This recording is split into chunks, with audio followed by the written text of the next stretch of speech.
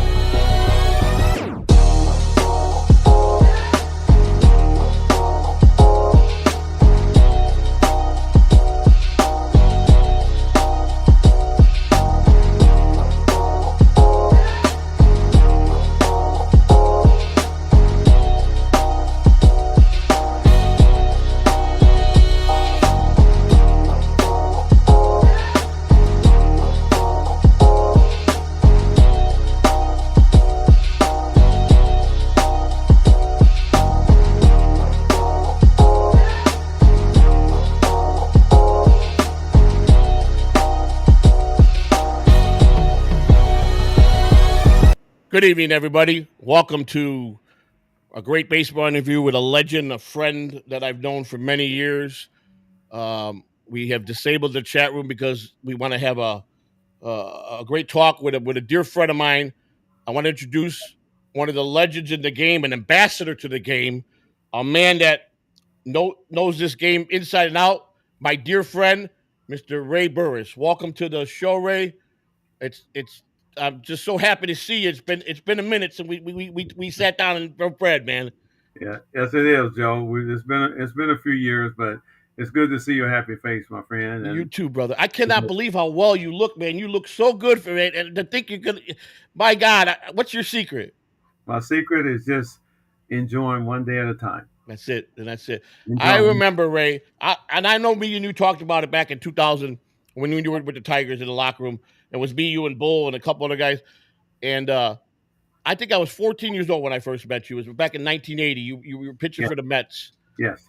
and it was just like when we reconnected after your playing years and you became a coach. It was like we never had any lost time. I mean, it was one of the best couple years of my life to reconnect with you and Leon Bull Durham and some of the great other players that were on a lot of teams that I was, privileged to know and work with for over the years that I was in the game as myself. Well, that's Um, that's what friendships do, Joe. you ain't Friendships, lying. you don't lose time. You may, as far as the heart and the spirit and the feelings, you Yes, may lose time as far as connectability or fellowship time, that's but you right. don't lose times as far as that bond that was built many years ago, That's right. because you understand what was going on at that time. You Right. saw our work ethic. You saw the way we treated people. You Right. saw the way we came in to do our job day in and day out. That's Some right. days it was good, some days it wasn't. But Right. that didn't change who we were No. with each other. And that was Yeah. the beautiful thing of that era. You know, one of the things I get, Ray, like I said, I started a podcast. My intentions were to do strict baseball interviews, and I was doing a prison podcast where I was interviewing people that were coming back into society that had spent some years and made some mistakes as youngsters. Yes, Uh, sir. but look, I get this every day. People say that I never worked in baseball. I don't know no players. I never did this. What, you were just a bat boy. Why would players care about remembering you? And I'm like, do you guys have any clue what that job details? Ray, to me, I know who my friends are, and I consider you, like a brother, and I've always have. Absolutely. Can you just tell the folks how important the instrumental of each clubhouse person to a player is from the head guy all the way down to the kid that cleans the cleats and the shoes? Well, the one thing about a clubhouse is just like your home. That's right. When you come in, You there? It froze up, Ray. Mm-mm. You froze up, Ray. Can you hear me? and even going all even going, yeah, I can hear you. Even Okay. going all the way back to the Mets in 1980.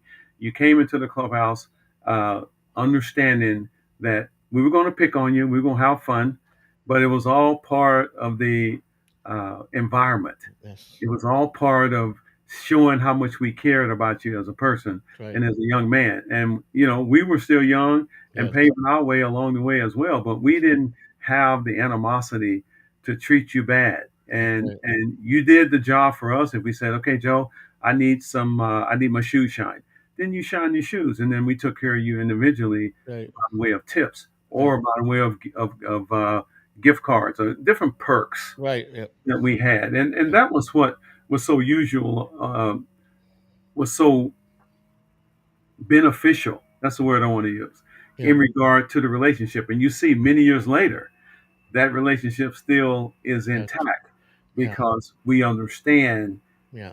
your heart, you understand my heart. That's right. I remember, some of the greatest guys. I was fortunate to work in the visiting clubhouse in that era of the game in the late '70s through the '80s, which to me were the just the best years that produced a lot of Hall of Famers, a lot of guys Yes, that lasted 13-year major league guys that put 21 years in, 25 years. You don't have that today. But one, the money yeah. stops that right off the bat. So It's I a, mean, it's, you it's, guys would come into town, and and I know a lot of players would come and say their favorite place to come and visit was Chicago. One, it was up. We had the catwalk. You guys would sign balls, mess around the fans, throw autograph balls at them. You go out and get a couple. Send me down to get some popcorn. You oh just yeah, the jokes. oh yeah. I remember. I went on assignment. Do you remember Bobby Searles? Did you know Bobby Searles at all? I did not know him personally. No. Okay, Bobby came with the Phillies. He came over with the Dallas Green regime, and that was in '84. Dallas Green asked me. Bobby was getting old, and he wanted to have someone that was quite younger and ambitious like me to learn his trade. And he did the old 8 millimeter films, and then they went to the VH filming. But Right, they knew the future was going to be disc, right, and it was important for pitching coaches to take their young pitchers in there to show them their mechanics. The right. same with hitters. And I was going to go that route. And I remember we got a sign. They sent us down to see a young kid named Greg Maddox, Yes. and he was pitching against the big club as a triple. He was in A ball. They brought him up A ball to AAA to pitch against the Cubs, and he dominated the hitters like nothing. Next thing you know, the rest is history with him. Uh, So yeah. Well, the thing with Greg Maddox, as a young kid, he threw pretty good. But yeah, the one thing that solidified his legacy was the movement he could put on the baseball right, and the command of yes, that movement. yeah, And when you look at his plight during his major league career, right, once he left the Cubs and went to the Atlanta Braves, right, this young man he just took it by storm, and the brilliance of him, yeah, little things that he could remember over a period of time, right, uh, and how he sit there in the dugout when he wasn't pitches and studied the hitters. right, So he had a game plan, and that's what you try to do with young people today is teach them that everything I do, there's a purpose. What is my purpose on this pitch?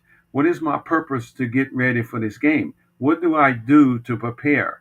It's no different than your show, Joe. right, You gotta prepare for the show. right, You gotta certain things you gotta do to get yourself ready. You correct, got you gotta contact the talent or the guest that you're gonna have on there, solidify that, let them know what time, send them the connectability right, information. So now all of that is part of preparation. Now you're ready to enjoy the fruits of your labor. And yes, so as a player or as somebody in life, you get up every morning, you go to work, you give 8 hours of work, you come yeah, home, you do what you have to do, and then you get ready to do it again the next right. day.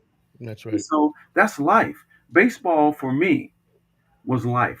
Baseball taught me several things: how to work with people, how to depend on people, how to trust people, right, how to believe in people, right, and how to communicate with people. yeah. That's life, Joe. That's life, brother.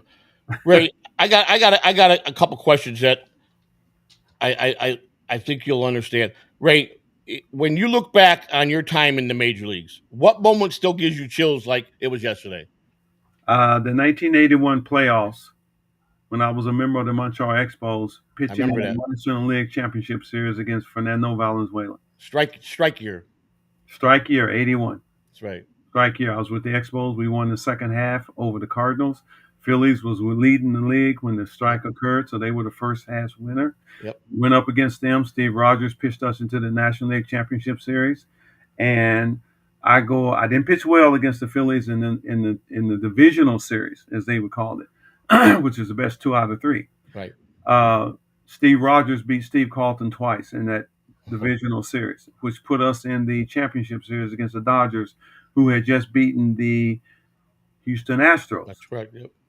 So I go up against Fernando Valenzuela in game 2 in LA. Bill Gullickson had started game 1 for us, and he lost. Well, we're down 1-0. Right. And I go up against Valenzuela, and after 9 innings, a complete game, 5-hit shutout, we even the series 1-1 1-1. with a 3-0 score against Valenzuela. Now we go back to Montreal. Rogers pitched the third game. We win that. We go up 2-1. Now it's the best 3 out of 5 at that Right. time, I believe. So Gullickson is brought back on 3 days rest, Oh, which was not a good idea no. because we had proposition for Scott Sanderson to start game 4, Right. have Gullickson start the next game, which would give him 4 days rest, Right.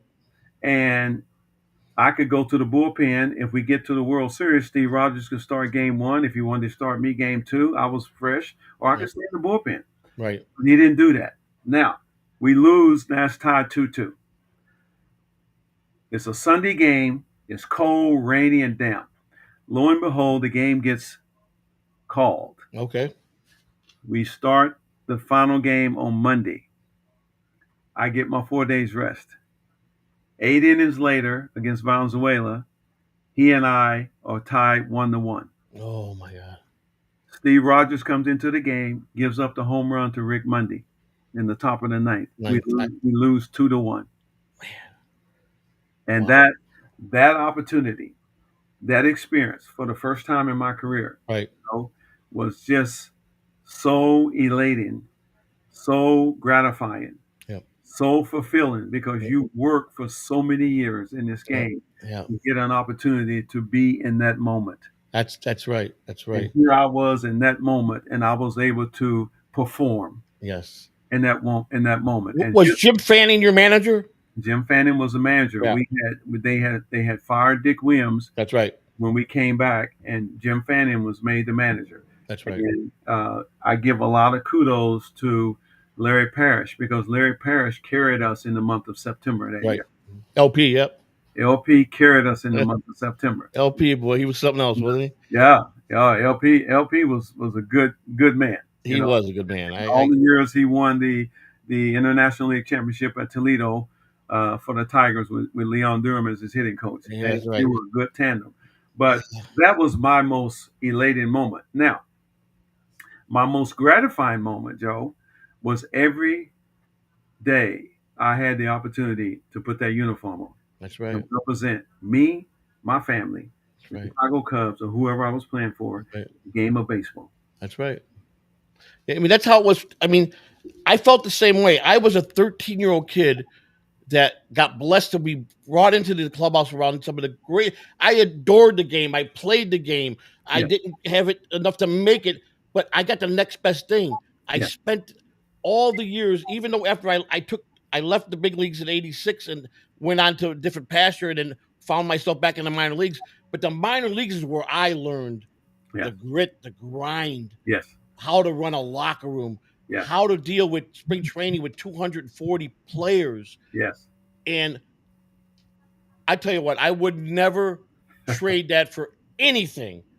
A lot of life lessons there, isn't it? A lot of life. I got to have my sons work with me, taught them the business. Yeah. It just, to me, the memories I have and I still pretty close with about a dozen people since I started in the game. You being one of them. Yes, That we talk as much as we can. yes, But sir. it's like there's nothing they wouldn't do for me or nothing I wouldn't do for them. You know what I'm saying? And that's what Exactly. life's about. Exactly. Let me. You played through some major shifts in baseball. How did the clubhouse culture evolve during your career? The clubhouse culture evolved during my career in a number of ways, and I'm gonna start with diet, cuisine. Yes. When I first started in the early '70s, You were drafted in '72, correct? 17th round. '72, out of college, out of Southwestern Oklahoma State College, there was no meals provided in the clubhouse. PB and None, jelly, baby. none at all. Yeah. None at all. And if we had, when I got to the big leagues, double headers were scheduled on your schedule. Right. Double headers occurred during the holidays: Yep. Mother's Day, Father's Day, Right. 4th of July, Labor Day, all of those, Memorial Weekend. Yep. There was double headers. Sometimes you'd have the father and son game or the daughter and son game before Yep. the game. Yep. All of those were part of the game when I started in the early 70s. After that, clubhouses started to change. Yep. Clubhouses provided meals, Yep. breakfast, after game meals, pre-game meals. If it was a day game, there was breakfast provided. If it was a night game, there was food before the game. Then there was a meal after the game. Right. You tipped the clubby for the meals. Right. The clubbies had a certain allowance per day that every player had to tip. Right. That also included washing the uniforms, cleaning your shoes, hanging your uniforms up Right. in your locker room. Now that was all there when I first started. Right. But meals was added as we went along. Right. Now you had clubhouse guys being able to make a real good living Oh yes. because of that. Yes. And then all of that was taken away because Just recently, wasn't it? yes, sir. This was like what 2019 or 20. Yeah, right before the pandemic, I believe it happened. And the clubs took that on themselves. They took Right. that burden on themselves to provide meals for the players, minor leagues and major leagues. Yep. And what was happening was they were giving meal money to the players. Some of the players were taking the money and sending it home and were not eating very good. Right. And so they decided to take on that responsibility financially Right. and personally to make sure their players were getting the right nutrients. Yeah. Then dietitians came into the game. Yep. Then mental skills came into the game. Yep. And and then analytics came into the game. Right. So there was a lot of transitions that started to happen that brought on a whole new set of challenges Right. in regards to performance, Right. staying healthy, and being able to have longevity. Correct. And so with that, I didn't have all of that when I started. Right. I had my own game plan. I had my own routine, Right. and I stuck to that routine and added as I went along to Right. keep fine tuning it. So I saw a lot of transitions during my career Yes. from a standpoint of clubhouse environment. Right. Yeah. Now the game didn't change, No. thank goodness. You still had to outscore the opponent. Right. That's right. The game didn't change. We got to score runs. You got to outscore the opponent. That's for You got to sure. score runs. That's right. Know? So a lot of details of playing the game changed. The clock, the turning double plays at second base, the catcher giving access to the runner scoring from third. Yep. Now they can tap their helmets and have a check of the strike zone. Yeah. Okay. The pitching coach only has so many visits to the mound. You can only throw to first base so many times. Yeah. It's changed. Yeah. And so, in my opinion, I think it's tough. Yeah. I think it's tougher today on athletes than it was when I played. Yeah. I agree. For me, I remember getting sat down by the assistant general manager of Texas Rangers. When I went full time with the Texas Rangers, Yes, sir. and we had a meeting. And this was when Buck Showalter came over. And Buck, don't get me wrong, I learned a lot of things from Buck Showalter as a manager. Yes. How his style was. He was all business. If you were capable of doing whatever job you did that pertained to player development, and you did it well, you were okay in his book. But if you were he didn't put up with no nonsense. And but he had a different way. He was a guy that believed in bringing it from his own, developing from the organization. He didn't like veteran guys. Right. He didn't like guys clowning around. He didn't like a lot of the Latino players that were making big money, that were flashy. Guys walked up like Alex Rodriguez, in suits that were kind of flashy color, and told him, "You ain't getting on my plane with that." That's how that whole thing happened when Alex had to start taking his own private jet to fly on the road. Because he refused to change his suits, and it was a big mess. And Showalter was a guy that it was his way or no way. He had to have total control. Right. And but when they sat down and said about what you were saying about the nutrition, and it was true at AAA. When you get to AAA, you want to give the players a good taste of what the big leagues can be, but you don't want to overstep because you want them to enjoy the fruits when they get there. Because the big leagues is like going from AAA to the big leagues. That's like it, you Right. know what it's like. I know what it's like. Absolutely. It's the There's biggest. there are some clubhouses in the minor leagues right now that look like the Taj Mahal. I'm Now, telling you what incentive would I have to get to the big leagues exactly, when I got the Taj Mahal exactly, in low A or double A or even triple A, uh, exactly. and the money I'm able to make Right. even at those levels Right. is very can be very comforting and Yes. can give you a comfort zone. That's right. I was in double A. I was making $500 a month. Right. I'm sorry, yeah, $500 a month, Right. and that was getting paid twice a month, Right. $250 twice a month. When they took out everything at that level, I Right. was making $201. That's what I was taking home every 2 weeks. Now, Yeah. I had to buy food. I had to pay rent. And Right. I just so happened to have a teammate of mine by the name of Jim Tyrone Mm-hmm. who took me in, and I paid my rent by cooking for him. Ah, there you go. That's a good trader because I know you can cook. So You know I can cook. So I was, Joe. So I I was, know you can cook, so I know that to be fact. yeah. So So he had a 1 bedroom apartment. I was sleeping on the sofa in Midland, Texas, and cooking for him, and driving and doing errands for him. yeah, That's how I paid for my rent. I yeah, was happy to do that yeah, because that didn't bother me at all, and yeah. still was able to have a 75 record. My first year in 2012, I started in minicamp in Bradenton, Florida. Yep. Got sent to Double A, met the club in Little Rock, Arkansas. Finished 75, got invited to big league camp in 73 as a non-roster player, and made the major league club out of spring training. Yeah, you moved pretty quick when you signed in '72. I had You were 2 months in the minor leagues, and I was in the big leagues as a 17th round draft choice. yes, you were. You definitely were very impressive Uh, as a young man that came out. And you come from a small town, didn't you? You went to a pretty Hollis, you grew up Hollis, in a pretty small town, Hollis, in one of my favorite states of most friendliest people in the world. I mean, a little town called Hollis, Oklahoma, which is in the southwest corner of the state of Oklahoma near right? Amarillo, Texas. Yep, That's where I came from. yep, yep, And we were sharecroppers. I grew up on the farm, so I knew and had no fear of hard work. I right, embraced and honored hard yeah, work.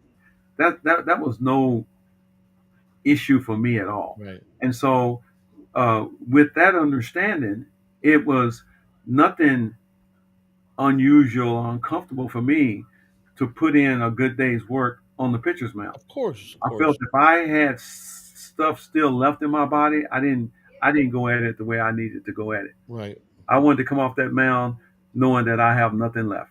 That's However the way it long should that be. was, however long that That's was my right. approach to the game of baseball. Yeah.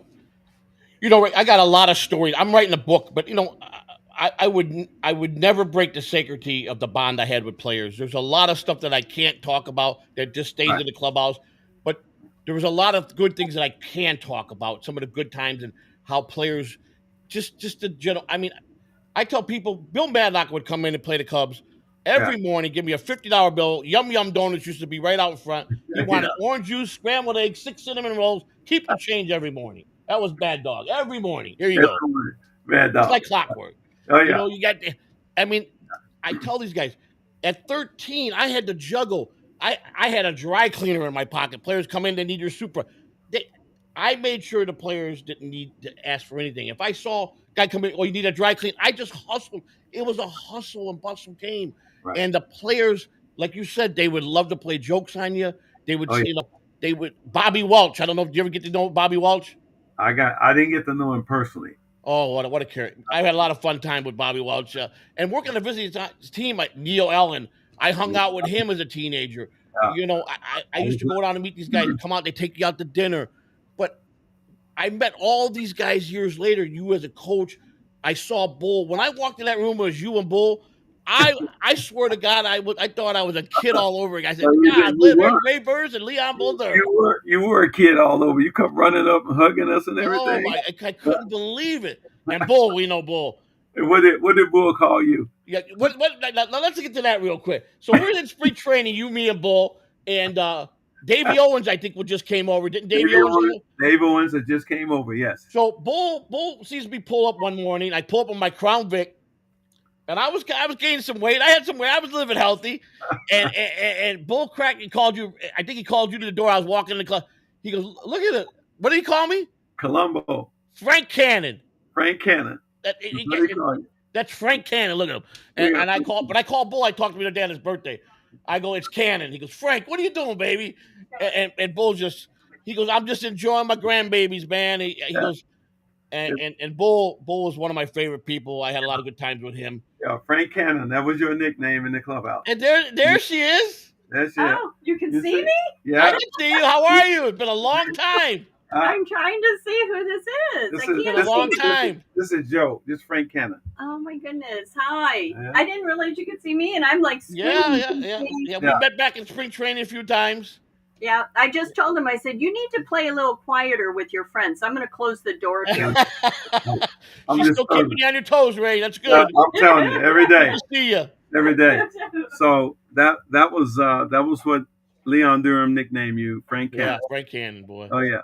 I called him. I go. How's Angela doing? He goes, she's doing good. I got her picking up. I got a granddaughter coming in on this one. He goes, I'm just busy with all the grandbags. I go, that's the best, man. Yeah. Bull was. What can you say about Bull? He was Bull. Bull was real. He was real. He didn't pull no punches. He did not. And he's enjoying retirement. He finally got. I remember players wanting Bull. Bull got a lot of hitters in that tag organization that preferred him to be the big league hitting coach, and he worked with a lot of guys in off season. And Bull, he was good at his job as you were as a pitching coach. Absolutely. In your career, Ray, you got to play with some teams. You played with the Cubs, the Mets, the Expos. You also played for the Yankees. Yes, sir. Was Thurman Munson there when you pitched? Thurman Munson was there when I pitched, and I was there when we lost Thurman Munson. Okay, so I wanted to touch a little bit about what was Thurman Munson like? I never met him. I heard a lot of great things about him. They said that if he would have been able to have the career and it was around to have the career that he would have been the best of the best. What was he as a catcher to a pitcher like you? He was mentally strong. Thurman knew how to get the best out of you. He understood what pitches you commanded better than others, but he understood pitch sequencing. And when I say pitch sequencing, that means if I'm facing, let's just say, Eddie Murray from the Orioles. Yep. Eddie Murray's a switch hitter, so obviously he's going to be hitting left-handed off of me. Yep. Eddie Murray had tendencies. And when I got to the American League on May 23rd of 79, that was the day that I was traded to the Yankees. Yep. I joined the club in Minneapolis, and my first game was in Cleveland. And Thurman come up to me and said, he goes over my pitches. I tell him, here's I rated my pitches. My best pitch, fastball. I was a sinker slider guy. Right. Second best pitch, slider. Third best pitch was changeup.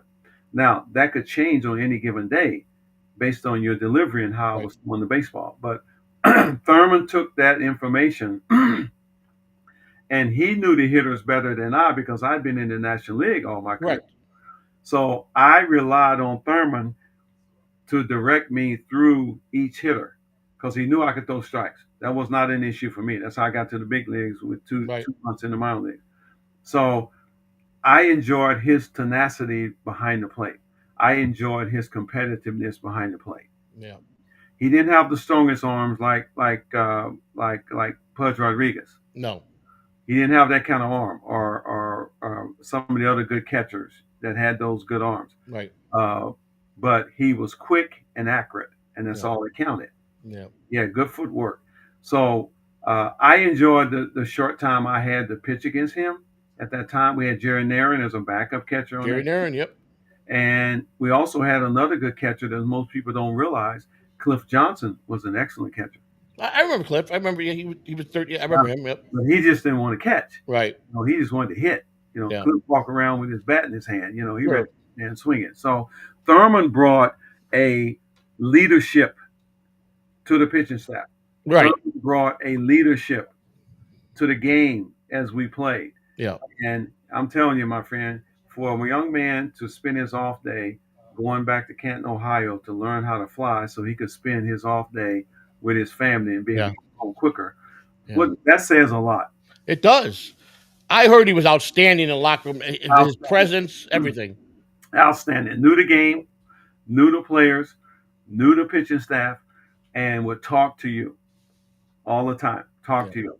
And that's what I liked about him. He wanted to get an understanding on how I thought, right, what made me click, so he could uncover those qualities when I came into the game. That's right. And that's what good catching is all about to me. That's right. Now, Ray, you've had I think you've had. Did Carter catch you? Ever catch you? Carter caught me in Montreal. Yes. Another great catcher. I had Randy Hundley in Chicago. That's right. I had Steve Swisher, George Middlewall. Yep. I had Mike Heath. Mm-hmm. I had John Stearns. Mm-hmm. I remember Johnny Stearns. Yep, Johnny Stearns catcher for the Mets. Yep. I had Bobby Ramos in Montreal. He was a backup catcher to Gary Carter. I had Ted Simmons in Milwaukee. Oh, tough guy. Ted Simmons. Now, that was a rock of a catcher right there. Now, you're talking about a smart guy. Ooh.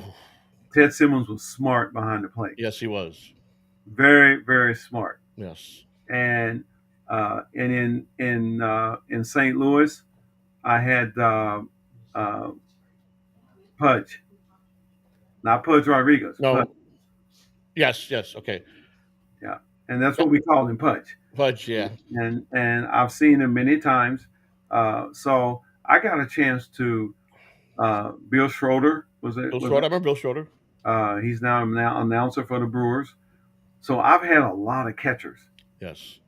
But they all helped me in their way of going about the game and playing the game. And it got to a point of where I could call my own game. Yes. I didn't have to reach in my back pocket and pull out a scorecard and say, okay, this is what you throw here. I was my own defensive coordinator. Yes. If I had Matlock at third base or UB Brooks at third base, right, I would tell them play deep. I got the line if he bunts. Right. And I would say it loud enough where the hitter could hear me because I wanted him to challenge me. Sure. I wanted to show my athleticism. Exactly. Outfielders, I had a way of moving them around, the whole works. And so we played the game with our mental capacity. We played the game with our mental intellect. Yes. We took notes. We remembered how this guy approached me the last time I faced him. I remember what adjustments I needed to make. And the one thing you learn in athleticism and in athletics, and just in life itself, Joe, we are great compensators. Yes.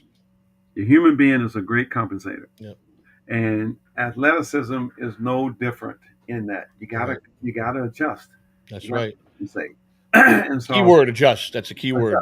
And I learned that through the pitcher's mound. Yep. I learned those little qualities, and I still use them in my life every day. Yeah. Ray, who was some of the toughest for you? Who were the most notorious hitters that you did not want to face that gave you probably a good run for your money when you pitched? Well, I had a few. I'm gonna share some things with you. Okay. I have a list of stats that I pulled up. Okay. The hitter I faced the most was Mike Schmidt. Schmitty, oh. Hall of Famer. And I got this off of Baseball Reference. Okay. I faced Schmitty 94 times. Walked him 16 times. He had 77 official at-bats with 16 hits, 3 doubles, 4 home runs, 11 RBIs, 16 base on balls, 24 strikeouts for a batting average of 208. Sure. Yeah. Okay. Larry Bohr was next. Okay. Then Tim Foley, Darrell Evans, Greg Luzinski. Larry Parrish, Omar Moreno, Pete Rose. Faced Pete Rose 75 times.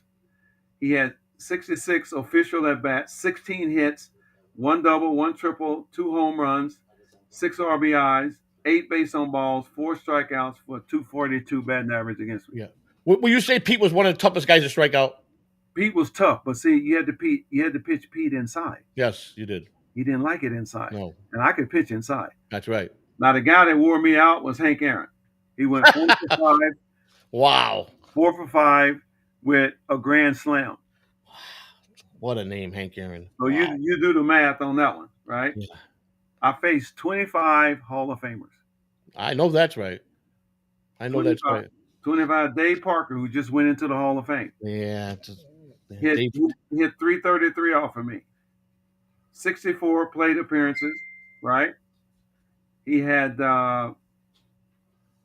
who was Parkway? He had 64 plate appearances, 19 hits, and 57 official at bats. Wow. He had 5 doubles, no triples. He had 11 RBIs. He had 333 off of me. But Parkway was a powerhouse, man. Yeah. To me, probably the third best arm for a right field I've ever seen in a game. I got to give it to Clemente is probably the best, but Parker was in the top 3 for me. That's for me, my opinion on that one. Yeah. Another guy that hit me pretty good was Dave Kingman. Kingman, really? Kingman had 66 official at bats and 72 plate appearances, 20 hits, 3 doubles, 6 home runs, 20 RBIs, 5 base on balls, 20 strikeouts for 303 career average off of me. He struck out a lot. He was either hitting a home run or he struck out. That was exactly. But the thing about for me, Joe, I wasn't concerned about putting the ball in play because I was concerned about putting it in play early and often. Sure. My analytics was put it in play within the first 3 pitches you throw. That keep my defense sharp and on their toes. Exactly. And it gets my offense into the dugout. Right. Okay. So I'm going to give up a lot of hits. What I don't want to do is give up a lot of base on balls. Right. Right. So, I faced Bill Matlock. Bill Matlock hit 359 off of me. Okay.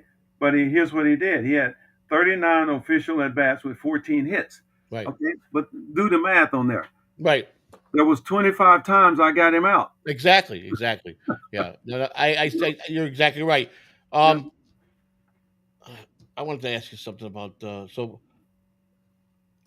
Cubs lost the last couple of days a guy that to me was probably one of the most fine-tuned players to the game that anybody could be. How serious he was. Yes. He was first one at the ballpark, last guy to leave.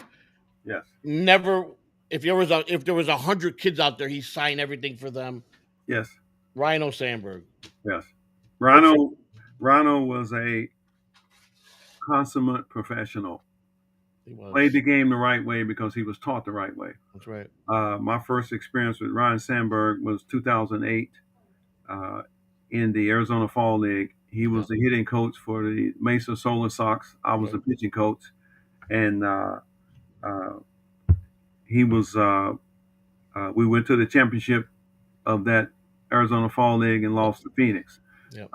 And then I continued to be good friends from that day on.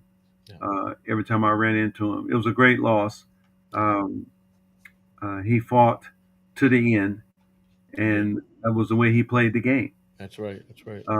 And so we lost a true individual, and young.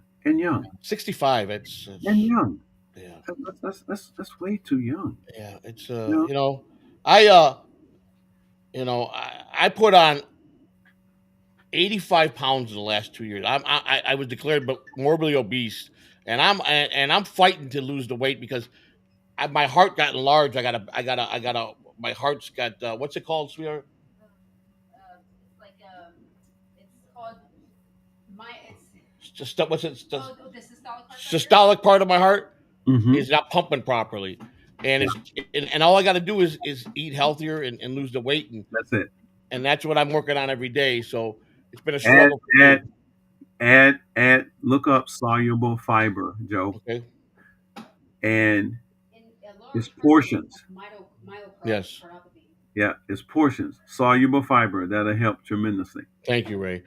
Ray, you are probably one of the greatest guys to be an ambassador. And what are you doing today in the game? I know you had mentioned to me you're doing work with the Cubs, I believe the Yankees, and the Mets, I believe. Yes, sir. What, what I'm doing ambassadorship camps.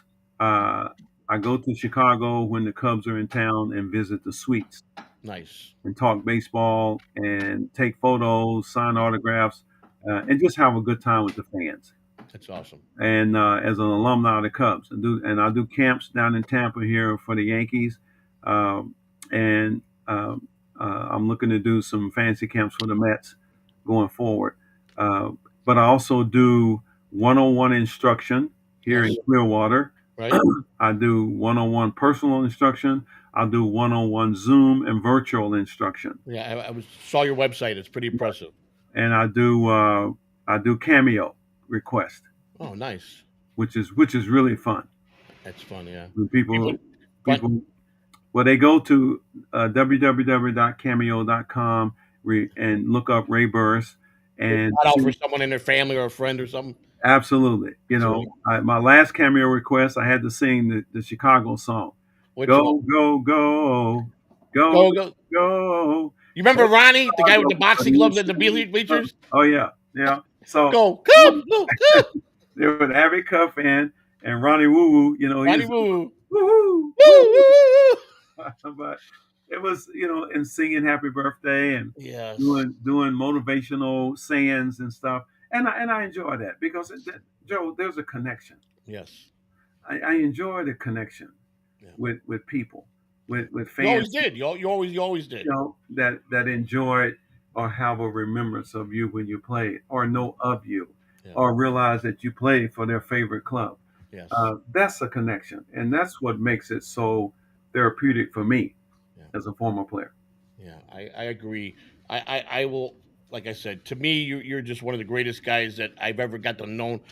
You've always been a good friend. You've always, every moment I got to share with you privately or out on the town, it's just been perfect. We broke bread a few times. Yes, When you were done playing and you started coaching, how did being a coach with some of the young kids today versus when you came up? You got to say that the players were all different mentally. How important to you was to teach them? It's just not about throwing the ball. I mean, there's a lot of process. Guys don't realize it's a process to go from signing to each level, to get yourself, how to talk to the media, how to carry yourself in public. Yeah. There's just so many. How important it is to get along in the clubhouse with your teammates, and the minor leagues are tough. Don't get me wrong. There's a lot of young clubhouse guys that don't have a clue, and there's a lot of good guys out there that are in the minor leagues that deserve to be in the major leagues, but Right. because you know how it's a clout game. You know how it is. Yes. You got to know people. But Yeah. how important was it to you when you were a pitching coach? What was the number one? Give me 3 of your pet peeves that you taught your pitching staff that you felt that was going to carry them into some careers that could be very good for them. Well, the three things, the three pet peeves that I had to deal with was confidence, work ethic, Right. and taking on accountability. Right. Those are the 3 pet peeves that I had. In other words, I give up a home run, I don't blame the catcher. No. You threw it. Okay? Take accountability. That's right. Take responsibility. Work ethic. Get out there and do your work. You need your legs to give you stamina, endurance. Right. You got to do your work. Put your work in. Okay? Right. And then preparation. You got to come to the ballpark ready to play. That's right. Every day. That's and right. that starts with rest, hydration, diet, Yes. and What are you going to do to get your body ready to repeat your Right. delivery? That's Now, right. with that said, once you do that, then you have given yourself a chance to be successful. Right. Here's where the challenge comes in, Joe.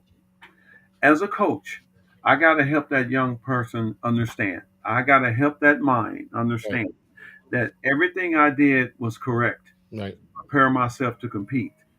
But that other person on the other dugout did the same thing too. Correct. That's So true. now, if I made adjustments during the course of that game, and I was ahead of the game, and I understood where that tendency was for that hitter, what was his strength, what was his Right. weakness. Now I got to be able to make that pitch to his weakness, and at some time I got to go my strength with his strength. Right. Meaning, if he's a low ball hitter, I'm a low ball pitcher. I'm Right. coming down in the zone. Right. He's about to hit it, Yeah. and I believe, I got to believe that this pitch is going to give me the results I'm looking for, and Yeah. that's an out. That's right. That's an out. Now, here's where the challenge comes in. The challenge comes in my opinion, from a pitching standpoint or a playing standpoint. What routine am I taking to the plate? What approach am I taking to the pitcher's mound? Right. If I'm just going out there throwing the ball and trying to throw it as hard as I can, but I don't know if it's going over the plate, what is that going to give me on a regular basis? Right. Not a lot. Not a lot. Right. Not a lot. So I got to know when I throw that ball, it's going where I need it to go. Right. Now, there are certain parameters that will help in that process that I teach or is taught in that arena. Right. Okay. So with that said, I also got to understand and build up in that mindset that I'm talking to. Right. Trust. I got to build up trust. That's right. I got to build up that what I'm saying to him, I'm not BSing him. Right. I'm saying to him, it's not what he wants to hear. Right. What I'm saying to him is what he needs to hear. Yeah. Now, he's either going to accept that, he's going to either embrace that, Right. or he's going to run away from that. Right. Now, you said something a few minutes ago, being a good teammate is the first thing you look at as Oh a yeah. teammate. You If have you're to. not a good teammate, if you're a terrible teammate, Right.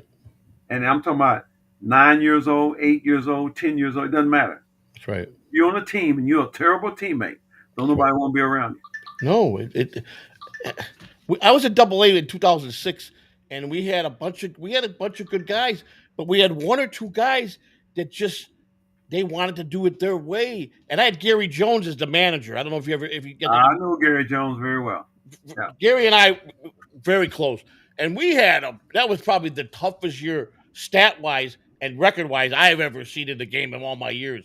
And he used to tell me, because he used to get fired up. He said, "Go get them, tell them they better be sitting at their lockers and they better not be talking." He'd come in, and the first thing he did, because they'd be chattering that we lose 5 in a row, and they're like Yeah. thinking it's a joke. And he'd Yeah. come in, he says, and he'd look at me, he goes, "Don't be mad at me for this." And I go, "I already knew." I would put out nice spreads. It was, "You want to eat dinner?" He threw the whole thing on the wall there, cleaned it up off the floor, like the way you guys been pitching. Absolutely. And I tell you what, he made those guys sit there for an hour, and he drilled them. And the disrespect some of them were to all the staff, it blew me. To me, that's when the turning point for the game, because they approached a lot of clubhouse guys, and like Paul Barrett, who was with the Phillies for a lot of years. Those were all old school guys. You had Little Harry, you had Paul Barrett. These were guys that were in their 70s that were in the game, and it was they ran the locker room, but players respected them. They taught them how to carry themselves. And Yeah. Paulie was one of my greatest mentors. And even though he was a dinosaur in today's game, when they sat me down, they said, "Listen, we're not questioning your work ethics. You're one of the best in the business.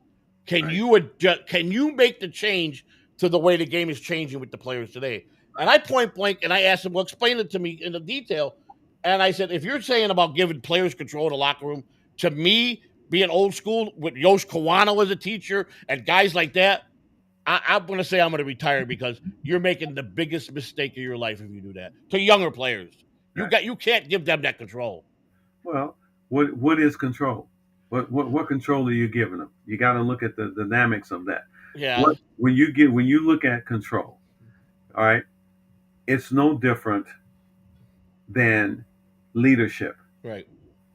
Leadership is to have an atmosphere That's right. of competitiveness, That's right. and sometimes having the ingredients Right. of respect Right. for the game, Yes. for the locker room, Most important, the for game. your teammate, for your coaches, Right. for the game of baseball. That's right. You're not gonna go in there and act like you're on crack cocaine. Right. Right. You're going to show respect That's by right. your demeanor, That's by right. your response. That's right. You're going to carry that, and when people look at you, they're going to say, "Man, there's something about that guy. I don't know what it is, but Right. man, I just want to watch him. He just goes about it the right way. That's right. I never see him throw a bat. I never see him throw a helmet. I Right. never see him show the umpire up. I Right. never see him show his teammates up. If a teammate makes an error as a pitcher, I'm Right. going to build that guy up. Right. Hey, Joe, come on. You're going to be all right. Get ready for the next one, man. That's Let's right. go. That's right. That's what it was about. I'm not going to sit there and throw my hands up in the air. What the heck going on? That's Yeah. embarrassing. It is. It is. Who feels the worst? The person who made the error. That's right. That's right. And I'll tell a lot of pitchers that I work with, Joe, you ever see an umpire hold his hand up or give you a harsh laugh when you give up a home run? Yeah. No. He No. gets another ball and give it to the catcher and That's throw it right. to you, or he throws it to you himself. Let's go. That's right. That's baseball. That's right. I was just thinking about your 81 season with the Expos, and you had one of the best outfielders in the game. You had Rock Raines, you had Cromartie, and you had Dawson. You had some of the greatest Yeah. outfielders in the game. Yeah, some good outfielders there. And when I got there, Ellis Valentine had been Ellis traded. Valentine. Yep. Ellis That's right. Valentine had a better arm than Dawson and Rock Raines. You're right about that. You're right about that. Ellis Valentine had a cannon. I'm You're telling right about that. I mean, you. But when I got there in '81, you had Cromartie, Dawson, Raines. We moved Cromartie to first base, I remember that. and we put Jerry White and Roland Office platoon in the outfield because Jerry White was a switch hitter. Roland Office was a left-handed hitter. Right. You had LP, Larry Parrish at third, That's right. Chris Spire at short, Right. Ronnie Scott at second, Gary Right. Carter behind the plate. Right. Our starters were Steve Rogers, Bill Gullickson. Charlie Lee, Yep. David Palmer, Scott Sanderson, myself. That's right. That's right. That's right. Some great pitchers, and Sanderson played with the Cubs. He played for the Cubs for some years. Yes, he did. And then we lost him. Yes. Yep. Yeah. And Carter, I thought the world of Carter was always happy. A lot of guys got resented at. He was always happy about everything. Nothing bothered him. But he was a Christian man. He loved his family. But he loved the game. One of the greatest speeches I've heard, and at the hall, and I finally, can you believe this? One of my fans, I went to an event in Rochester last year, paid for me to go to the Hall of Fame. I was really close to it. Bought me the tickets and wanted me to go. I'd never been to the Hall of Fame, and I finally got to go because of one of my fans from the podcast sent me and my family to the Hall of Fame for a day. Nice. It was one of the greatest things I've ever seen in my life, man. It was a highlight for me, big highlight. And like I said, I was in there. I carried bats for guys, Willie McCovey. I mean, these guys like that. I was around some of the greatest pitchers. I mean, you know how many 25 Hall of Famers that you pitched to alone. Yes. How is the game different today, mentally, player-wise, coaching-wise, compared to when you came up and played your career? And then the second part to this, would you play in today's game? It would be tough. It would be tough. Yeah. Okay. And I'm going to say this from a pitching standpoint. At the end of the year, well, go back to the last 5 years. How many starting pitchers went over 240 innings? None. Very many. Okay. Why? Why is that? If you're a starting pitcher, I was always taught when I took that mound. Right. I tried to go 7 innings. If I got to the 7th inning, depending on the score, I went on the rest of the way. That's right. But my goal was get to 7 innings. Now, how many guys win 20 games in the big leagues? Not many. In the last 5 years. Not many. Okay. You go back to the Baltimore Orioles. They had 4. 20 game winners in one season. That's right. A lot of times you'd have at least 5 20 game winners in each league. Right. Now, go back, look at the game today from a competing standpoint. Right. What are the scores of the games that you see nowadays? How many runs do you see scored in games nowadays? You don't see too many 1-0 games. Very No. few. You don't see too many 2-1 games. No. Very few. No. You don't see no 3-2 games. Very Nope. few.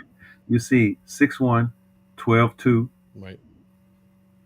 I think 1 year, a couple of years ago, may have been last year, the Oakland A's walked 17 batters in a 9-inning ball game. Wow. That's a How, lot. how do you do that? Yeah. How do you do that? Yeah. And the strikeouts, which means nothing. Yeah. I agree. So there's a lot of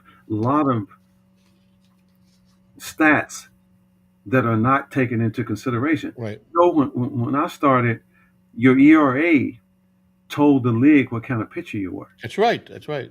Your batting average told the league what kind of hitter you were. That's right. That's not even considered today. Why is that? Why is that? I don't. Did you when they came up with the Bill James theory, everything with the numbers and the computers, and it didn't matter. All we mattered about guys getting on base. It didn't care how they got. I mean, it was very complicated to me. I think I don't know. Well, that's fine. Your job is to get on base. Right. Correct. When you come to the plate, Right. every time you come to the plate, you got 3 options. Every time you come to the plate, 3. If you're leading the league, leading off in that inning, your job is to what? Get on base. Get on base. Right. Error, hit by pitch, Right. walk, base hit, doesn't matter. Right. Get on base. That's right. If you come up to the plate and you got runners on base, what is your job? Move the runners. Runners over. That's right. Runner on first base, move him to second. That's Runner right. on second base with a leadoff double, move him to third. Why? Right. It gives you a 70% chance of scoring that run. Yeah, I agree. Now, you're also playing a game that's 70% failure rate. Right. That's hard to overcome in the Right. mind of a human being, because if you have an 8 to 5 job and you fail 70% of the time, do you have a job? No. Thank you. No, you don't. No. You don't have a job. Right. Baseball, you still have a job. That's right. You get a raise and That's go right. to the Hall of Fame. Exactly. Now think about that. I do. I agree. That's tough. That is tough. You take an 8-year-old kid, a 9-year-old kid. He can't throw a strike. You got the coach hollering at him. Right. He's out there crying, bawling. Right. He don't have the mental toughness yet. No, he don't. No, you're right. He don't have the mental stability yet. He's No. just trying to have fun, and Right. he's not succeeding at his craft. Right. So how do I handle that? And that's what coaching has brought into my world. Right. I had to learn how to deal with that mindset. Sure. And that's why I do it at a young level. I started at age 6 because I want to develop good habits in that Of mind. course. When they get to high school, they are ready to coach themselves. Right. I agree. Who are some of your favorite teammates that you played with, and who are some of the guys that you just didn't care for, but you showed them the respect that you gave them? Some of the guys some of my teammates that really brought me along. Jose Cardinal, Good guy. Underrated player. Good guy. underrated player. Billy Williams, Yeah, Billy was a good guy too. Fergie Jenkins, Yeah. okay? Bill Madlock, Yep. Dog. Yep. the dog. Jim Tyrone, Yep. Chris Chambliss, Okay. CC. Yep. Jim Cott, Jimmy Cott. Yep. okay? Willie Randolph, Good guy. Kurt Ford, Another good guy. okay? Louis Tiant. Oh, well, now Louis, I spent some time with him a few years ago when he started the cigar line. I had the best time in the world, Louis. Was he there with you when we had the event? Yes. Yeah, I rode to the ballpark with Louis Tiant every day because we That's right. stayed in Hackensack, New Jersey, and I rode to the ballpark with him every day. Funny guy. Loved him. And I'm just going Mike Heath, Yep. Ricky Henderson, Yep. all right, Dwayne Murphy, Wayne Murphy. Yes, sir. Yeah. Carney Lansford. Connie Lansford, another good guy. Okay. Ted Simmons. Yep. Cecil Cooper. Cecil, CC, yep. Ian Ogilvie. Ben Ogilvie, yep, another good guy. Pete Vukovich. Pete Vukovich, I remember Vuk. Yeah, won the Cy Young in '82 with an 82 18 with the Brewers. With the Brewers. Yes. Yep. So these are some of the guys that I was really close with. Right. But the guy that really developed me as a professional athlete was Jose Cardinal. He's to me probably the number one underrated guy ever. And you look at his stats. He should be in the Hall of Fame. He's got some stats, man. He can hit. Yes. Jose could hit. Yes. And you know what? Right now, Joe, I have the privilege and to still. He lives in Bradenton, Florida. I go down and we get together for lunch. Still speak broken English? Still speaks pretty good English now. Yeah, good guy. Another good teammate of mine was Daryl Knowles and Bobby Locker. Daryl, how's Nosey doing? I just had lunch with him today. I just had lunch. When he was the field coordinator with the Phillies, he used to break my balls every day. Boy. Oh yeah, Daryl Knowles. Yeah, and then he was a rehab pitching coach for the Blue Jays before they let him go in 2020. I was a rehab coach for the Phillies. I remember that. So yeah, we've stayed in touch, and I've been able to stay in touch with these guys. Some of my adversaries that I competed the hardest against: Dusty Baker, Dusty, good guy. Reggie Jackson. Yeah, Reggie. All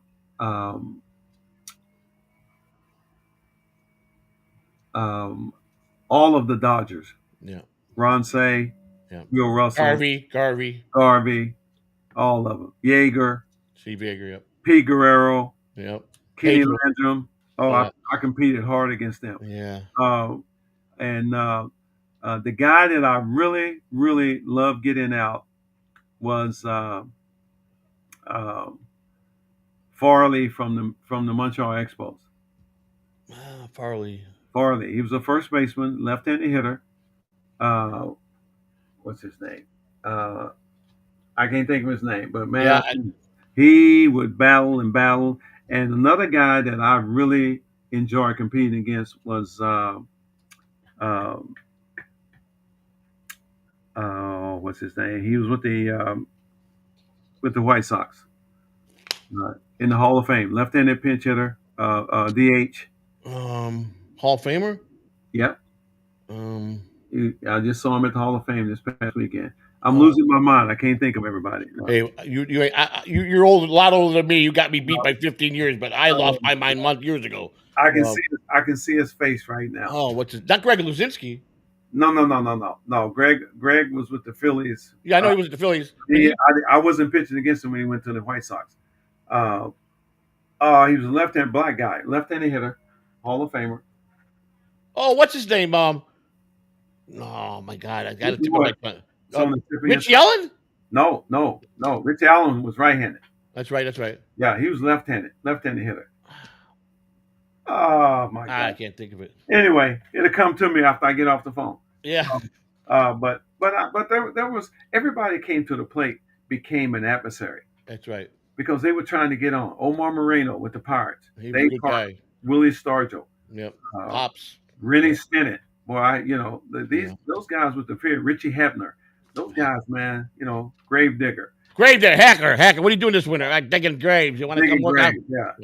Richie Hebner. Piece of work. Tough.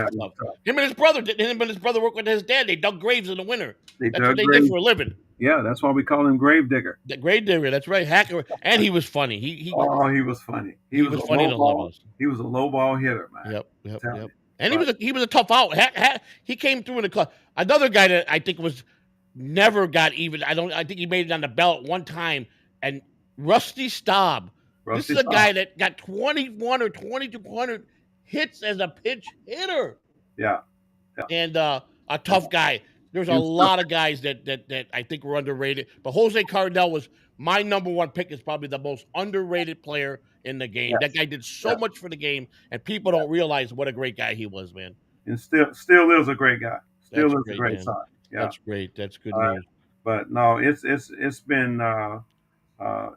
been good, and I just wanted to. I'm looking up something here as we talk. Okay, Okay, sure. Yeah, I because got it. I wanna I want to be able to say who I was talking about. Uh, let's see. And then I Um, got a real good question for you. what you got? If you could sit down with Satchel Paige or Jackie Robinson for 1 hour, Yes. what would you ask them? For 1 hour, Yes. what kept him motivated? I want to know what kept him motivated. Yeah. I had the pleasure of meeting Satchel Paige in 1974. He was a first base coach for the Tulsa Drillers, which was a AAA of the Double A. It was a double A team for the AA for the Rangers. St. Louis Cardinals at Or that at time. the Cardinals at the time, right? Yeah. Yeah. And I I was out running early, and I saw this guy in the dugout on the third base side. We were on the first base side, and he calls me over. And as I get to the third base foul line, I'm looking at him. I'm saying, man, in my mind, I'm saying that's Satchel Paige. Right. What is he doing here? So I go over to him, and he says, you run like that all the time? I say, yes, sir, I do, because I need my legs to keep me going down that slope, so That's I don't right. put stress on my arm. That's He right. said, well, don't you know you can't run that ball across the plate? Yes, sir, I do know that. And I'm not trying to run it across the plate. I'm trying to throw it across the plate with That's something right. on it. He said, I said, that's my running. And he started laughing. And uh, back in those days, we didn't have iPhones. No. Couldn't take a photo. No. Oh my gosh, I would have loved to have had Yeah. iPhones back in those days, Joe. He made it to the big leagues at 45, I think, when he made his Yeah, debut. But yeah, with the Cleveland Indians. that's right, Yeah. Cleveland Indians. And man, he was a showmanship. He was an entertainer, He but was. he had confidence. Yeah. He had the ability to Yeah. tell you what he was going to throw you and Yeah. strike you out. He Yeah. was definitely one of my favorite. And I mean, what can you say about Jackie Robinson? There's Yeah. a guy that came into the era that he drove the path for every young athlete Yes. today by Yes. his strengths alone of Yeah. what he endured, and to Yes. become loved by all his teammates as they got to know Jackie and Yes. what kind of how hard he played the game, because all he cared about was putting that uniform on and winning. He didn't care about the individuals. He wanted to win in the big leagues, and he proved that. He was a true leader. I mean, Exactly. I just there's a lot of history. I mean, I watched an interview Pete Rose did 24 hours before he passed away. Hmm. And listen, Pete knows the mistakes he made, Yeah. and I got pretty close with Pete when he became a manager. Right. I got this every time he came in to play. I mean, he was with the Expos. He played Right. for the Phillies. He was always great to the clubhouse guys. Pete was very generous with a Hmm. lot of, especially the kids in the locker room. He went way above and beyond to take care of you, and we talked a lot of nights. And I even went to the horse track with Pete. I set him up with a box at Sportsman Park because he'd be in the stands and they would drive him crazy. So I Hmm. knew the owner, and I want to bring Pete out. Every time Pete went out there, he had his own private box. Right. But Pete, he knows he made his mistakes. He knows what he did wrong. But I think, and Ray, don't get me wrong. When you first walk in the clubhouse, what's the first rule you see? It's the gambling rule. It's It's the posted gambling right rule. there at the door. Every door. Every door you walk in the clubhouse, it's one of the first things they make guys like me put up every year. It's got to be right there if they come into the. It's there, Yeah. and Pete made mistakes, but I still am very upset with baseball. You didn't have to let him back in the game, but when they wanted him to be an ambassador, they called Pete Rose, and that's the other thing that when they wanted to bring him to the ballpark for an All-Star game, they brought him, and longest standing ovation in history Right. he had. You Right. know, he was an ambassador. He was good for the game. He knew his mistakes. Everybody knew Pete. Pete was Pete Rose. That was what he was. But I think they should have gave him the Hall of Fame. And his 24 hours. I watched this interview. I caught it, and he died the next day. And they asked him, Pete, about the Hall of Fame. He goes, I told my kids this. This is what he said. His exact words. When I'm gone, not one of you better try to fight for me to get in the Hall of Fame. If they won't put me in now while I'm alive, I don't Right. want to be in the Hall of Fame, because Right. that was what I did, not what you guys did. He told Right. his family, do not try to pursue him. You know, Right. and even Shoeless Joe Jackson, how many years did he suffer? Another Right. guy that, you Right. know, Right. So Right. I'm upset. I left the game in 15. Ray, I ain't been in the ballpark in 10 years. I have I keep in communication with the guys that I knew from my day. I've got a lot of great friends. They're kind enough to come on when I can get them on the show. If we maybe once in a while catch a dinner if they're in town. Mm-hmm. But the game to me, I didn't care about money, Ray. I made bare minimum in the minor leagues and worked 2 jobs after. Mm-hmm. Just being in that locker room with the caliber players like you and the lessons and the joking around and the family, being a family and keeping everything the way we did. The Phillies and the minor leagues with Paul Barrett and all those guys and all the coaches, the Tigers, the fun we had in the locker room. Uh, That was for me going to the that's life. ballpark every day. You know, That's life changing, life and I changing, went man. I went through the same heartfelt emotions like you did, Yeah, and I got a chance to hear Pete Rose. They asked Pete Rose what is the one thing he's most proud of, and his answer wasn't the leader in hits. He knew he was going to hit. right, He said the one thing he's the most proud of is being involved in 1,970 wins in the big league. that's right, that's right. 1,970 wins during his career. Think about Yeah, that. that's that's a lot of. I mean, he played the game hard. I don't care what anybody He says. played the game to win. That's right. He did. He did. So that's what's unique about talking and telling stories, Yeah. getting information. Yeah. That's what I love about the game of baseball. That's the same thing. I mean, I got in the car. I had neighbors go, I can't believe you're working at Tiger Lot. And I'm like, listen to me. They're ordinary guys. They put their pants on like you and I. They're humble. They're fun to be around. Guys are great in the locker room. I had a neighbor that was a fanatic, and I told him his favorite player was what's the big Tiger guy that was the big star for them in the 60s and 70s. What was Uh, their you're talking about the outfielders? yeah. Paul, what's his name? Uh, Ah, I know exactly what you're talking about. Hold on a minute. I let me know see if exactly what you're talking it's my memory is getting bad too. Famous Tigers. He was an assistant to the general manager and about. famous He never played in the minor leagues. no famous Tiger players Hall of Famers. It's right on the tip of my tongue, but I just Al Kaline. L. Kaline. There we go. So L's in town. He's there with the general manager with the Tigers. I think spring training area they broke. Mm-hmm. You went where you were. Bull went to AAA. Triple A, yeah. Everybody went where they went. I think Mike Rojas was still doing the field. I think he was still in as the field coordinator. I think at the Mike time. Rojas was still there. Yeah, Mike Rojas, Cookie's son, and L. Line's in town. They got about looking at some picture. I think they were looking at some picture that they were wanted to bring up to the AAA or AA to get ready for the big leagues. And L. Line was looking at with the gentleman was there, and L was looking at some hitters.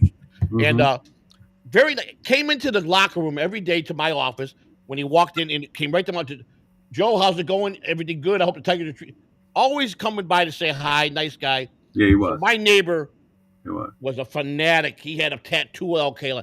I said, listen, and this was an older gentleman. He was 10 years older than me. Nice Mm-hmm. man, lived down the street from me. I said, listen, I asked L. if I brought a friend out, if you could meet him. I wanted to make sure it was okay. So you're going to go to the ballpark with me. You want to talk about a grown man become a 7-year-old kid again? Yes. He followed Line all over the whole night, everywhere. He's like, yeah. That's pretty good. Harold Baines was the White Sox I was talking That about. Harold Baines, that's right. That Harold Baines, yes, yeah, good guy, Harold Baines. That's right. He was Harold a Baines. tough hitter. He was, yes. Tough hitter. Because he hit the ball all over, you know. Well, we're gonna. I know you got. We got about 5 minutes, 6 minutes here, Ray, because you said you're probably a little bit over. Let's talk about 2010. I put together this honoring you. It was honoring you, Gerald Laird. My buddy had a cigar shop. You guys were the main feature. Ray Burris was the main feature, and you helped me organize getting all the staff there. We had a pretty good turnout, and we did a pretty good job. But we had a bus pick you guys up at the Tiger Stadium. You remember that bus? Yeah, a pink bus. I thought I was in a fairy tale. A pink bus. I said, okay, hey, I got to roll with this because it's got wheels and an engine, so it's going to get us over Oh there. my God! We're going from Lakeland to I Clear, 19 Clearwater on 19. Clearwater on a pink bus. I'm saying, Frank Canna, what Oh in my the God! world? At the last minute, we had a problem with the company that was supposed to come out. So I'm scrambling, and there's the skating ring on 66th Street in Pinellas Park that had school buses that were pink for the skating company. So they were all I could get. And all I remember, I think you called me, whoa, Bull's going to kill you when he gets off the bus. Yeah, yes. Yeah, yes. And here comes Bull. He goes, oh my God. I believe the air went out on the bus. Yeah. But It did. everybody came up, and Davey Owens, everybody, Oh, great yeah. time. It went very well. We had the cigar companies gave you guys a lot of nice gifts. Yeah, The they food did. was good. It was good talk. We had Louis T out there. I Yeah. remember you, me, and Louis sitting there smoking Oh, a yeah. cigar, having fun. But Oh, yeah. those are the days I miss, man. And No, again, from the bottom of my heart, you were the guy that I went to. I said, Ray, I want to put this together. What do you think? You said, let's do it, baby. Let's do it. yeah. And we We did it. We Two did years, it. And 2 years in a row, we did it. 2 years in a row, I put it together. And Even when I was with the Phillies, we did it. that's right. That's right. That's right. And I listen. There's a lot of great. I didn't know Dallas passed away in 17. I just, Yeah. and I know Dallas took a big hit. You know, his granddaughter got killed. You know that, right? Yes. And that was very sad. That was She was tough on it. very tough. His daughter, I believe, took her to some political active, some lady that she wanted to get into the politics as a young journalist or something. And his daughter took her to all these politician outings, and there was some cycle there and she was one of the people that got bullet crossed. I know that Dallas Green was everything. From a little boy, I wouldn't have been in baseball as long as I was if it wasn't for Dallas Green and Paul Barrett and Paul Owens. Right. And Vukovich, John Vukovich. Those are the guys that when I wanted to come back to the game, it was right. You got a job. Come to Clearwater. You go right with the Phillies. We got you. Right. And those guys' recommendations when I went to the Rangers. I mean, these were guys that were like fathers to me, man. And then Paul, when Pope died, Dallas. You know Dallas. He was a big man, very big vocal voice. Big man. He was a guy that got his point across. John Vukovich, another guy that passed away at an early age. A great loss, a great human being. We've been around a lot of things, Ray, me and you, and Yeah, we have, my friend. And I just for you doc- to take the time to come on and do this with me, I can't thank you enough, buddy. And we're gonna have to have dinner together. We're gonna get together in a couple weeks when you let me know your schedule. Okay. And we're not far. We'll meet up somewhere and we'll go have some dinner. I love that. Love that. I miss you, brother. I love you like. And it's like every time I see you, it don't matter if I didn't see you for a couple of years. It's like we just were right back in point. You know what I'm saying? You just take care of yourself, my brother, and I'm looking forward to breaking bread with you. And thank you for allowing me to go back to yesteryear. Thank you for being here, Ray. And I'll get in touch with you, and we'll have dinner one night, and okay. Let's do our thing, brother. God bless you and your family. Thank you, brother. I got nothing but love for you, brother. Thank you. This meant a lot. Give my best to the mission. Everybody, the great Ray Burris. Thank you, Ray. Thank you very guys. much. Appreciate you. Bye-bye.